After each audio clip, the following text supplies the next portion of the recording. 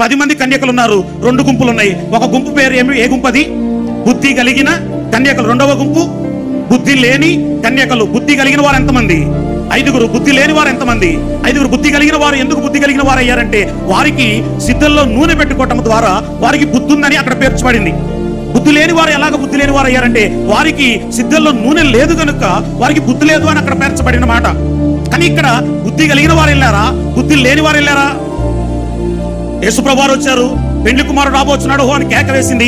ఆర్భాటంతో ప్రధాన శుద్ధ శబ్దంతో దేవుని బోరతో ప్రభువు దిగి వచ్చినప్పుడు ఈ తలుపు తీయబడినప్పుడు లోపలికి బుద్ధి కలిగిన వారు వెళ్ళారా? బుద్ధి లేని వారు వెళ్ళారా? మీరందరూ బాగా చెప్తున్నారు. సిద్ధపడిన వారు లోపలికి వెళ్ళారు. నేను ఈ ప్రశ్న చాలా చోట్ల అడిగాను. చాలా చోట్ల అందరూ అదే మాట చెప్తారు. ఏమని చెప్తారు తెలుసా? బుద్ధి కలిగిన వాళ్ళు వెళ్ళారని మేము పక్క నుండి పంపించామని చెప్తారు.